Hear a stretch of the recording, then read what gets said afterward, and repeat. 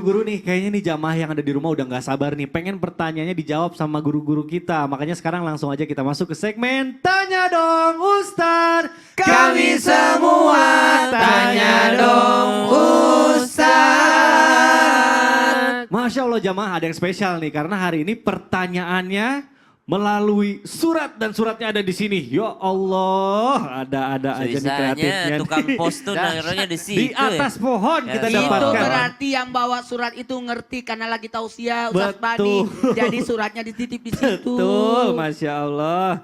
Baik, kita langsung bacakan aja nih pertanyaan dari jamaah nih langsung nih tulisannya Masya Allah. Bagus banget, dokter nih pasti nih yang nulis nih. Bismillahirrahmanirrahim, Majalengka 10 Juli 2022. Assalamualaikum Ustadz, waalaikumsalam warahmatullahi wabarakatuh. Saya ini kerjaannya banyak, kadang bos tuh nyuruhnya macem-macem. Pas azan akhirnya saya nanti-nanti kan sholatnya. Terus kadang sampai saya suka melewati sholatnya. Apakah saya dosa kalau saya mengulur waktu sholat demi mencari rezeki untuk keluarga? Dan gimana caranya agar kita itu nggak gampang ngulur nunda sholat ya Ustadz? Nah ini baik. Insya Allah Kasih lihat kan. dulu dong tulisannya ke Tulisannya kita harus mana liatin coba nih. Ustadz. Asli. Aku kasih lihat. Tulisan Gimana? tangan banget Gimana nih. kamera Jamaah mana? bisa baca Kamera- nggak tuh kamera- kira-kira? Kamera mana sih? Kamera mana sih? Ya, udah lihat Nah tulisannya. tuh kan gimana saya nggak terbata-bata Dari tuh. Oh, luar biasa Masya tulisannya. Allah. Ini kayak tulisan saya ya. Sama tulisan saya juga.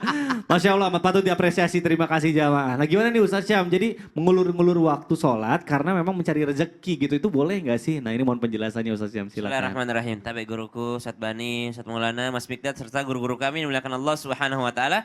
Serta jamaah yang bertanya dari Majalengka tadi yang insya Allah menjadi seorang yang bertanggung jawab Amin. karena Amin. mencari nafkah yang halal untuk keluarganya. Amin, ya. Meskipun dalam prakteknya mungkin ada keadaan di mana sholatnya tidak di awal waktu. Jadi kami mengatakan tidak di awal waktu. Kenapa? Karena ada batas waktu sholat. Misalnya dari zuhur ke asar itu kan masih bisa orang sholat zuhur. Ya misalnya asar itu masuknya jam 3.15. Iya. Jam 3 itu. 3.20 sekarang. Ya 3.20. Berarti jam 3.10 pun masih bisa Masih sholat bisa. zuhur. Masih tepat waktu namanya. Masih di dalam waktunya namanya. Cuma berada di akhir waktu. Ya, Ya, yang betul. salah adalah ketika ia sholat zuhur jam 3:21. Udah masuk waktu sholat asar kalau Oh. tidak ada keadaan yang mendesak. Tapi selama ia masih dalam waktu sholat, contoh sholat subuh dari apa? Dari terbit fajar sampai terbit matahari atau syuruk. Syuruk. Ya, sampai syuruk. Berarti orang 1 jam 20 menit. 1 jam 20 menit dari terbitnya fajar gitu ya. Jadi selama di dalam waktu tersebut masih dianggap orang yang sholat tepat waktu. Tapi terlambat, bukan di awal waktu. Berarti dia masih dapat sholat subuh. Niatnya masih adaan lillahi ta'ala. Kalau sudah lewat, maka niatnya qadha'an lillahi ta'ala. Nah, orang yang sholat di awal waktu mendapat keridhaan Allah Subhanahu wa Ta'ala. Tapi orang yang sholat di akhir waktu, selama masih dalam waktu sholat itu, kalau dia sholat di akhir waktu dapat ampunan Allah Subhanahu wa Ta'ala. Jadi masih dapat juga. Cuma yang dikhawatirkan kalau sudah meremehkan sholat. Atau meremehkan waktu sholat. Ba'da an aqul a'udzu billahi minasyaitonir rajim. Fawailul lil musallin. Celakalah bagi orang-orang yang salat. Alladzina hum an salatihim sahun. Alladzina hum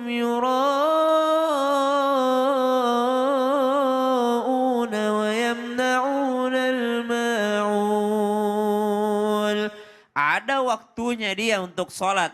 Lenggang waktunya. Setelah selesai kerja, waktu dikasih waktu isoma, Tapi tidak langsung sholat, dipakai dulu buat ngopi, dipakai dulu buat makan, dipakai dulu buat nongkrong, dipakai dulu buat main game. Maka subhanallah bisa jadi dikategorikan melalaikan sholat. Dan ini yang diancam oleh Al-Quran. Celakalah bagi orang yang sholat yang melalaikan sholatnya. Yang lalai dalam sholatnya. Tapi ada misalnya orang dalam keadaan darurat.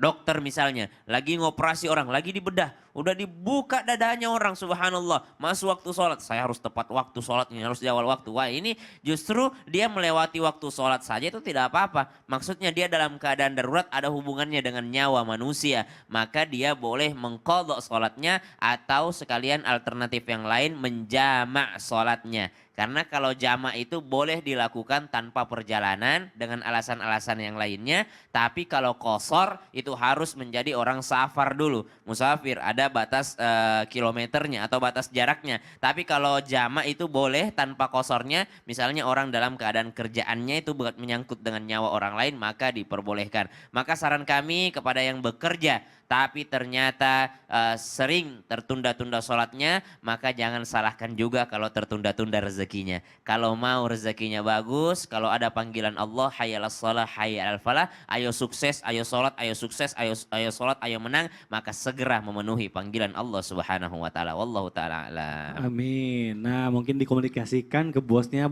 juga pasti ngerti kok kalau misalnya Insya Allah. bos maaf nih saya harus sholat nih. Masa kalau ada coffee break dapat Nah, tapi itu dia. prayer break nggak dapat. Prayer break tuh paling berapa menit sih, baik Masya Allah. Ustadz Maulana izin tanya dong. Apa Ini itu? nih gini nih, kalau misalnya sholat subuh atau sholat tahajud itu kan masih ngantuk kadang ya. Ya. Nah aku tuh kalau lagi sholat kadang suka kayak gini nih nguap nih. Sampai bunyi gitu. Nah itu sebenarnya gimana sih? Boleh gak sih atau harus diulang nih sholatnya? Karena kan ngantuk Ustadz. Menguap itu kan apalagi berpindah sama apa namanya itu? Apa tuh?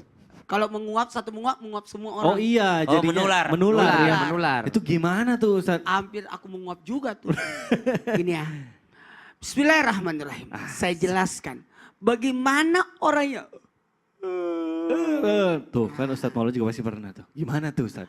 Gimana kalau orang menguap dalam salat? Iya, gimana? Kita ambil dulu. Menguap itu menurut ahli kedokteran, ya menurut ahli bahwa menguap itu berarti oksigen di otak kurang. Maka dibutuhkan Betul. supaya bisa masuk. Betul.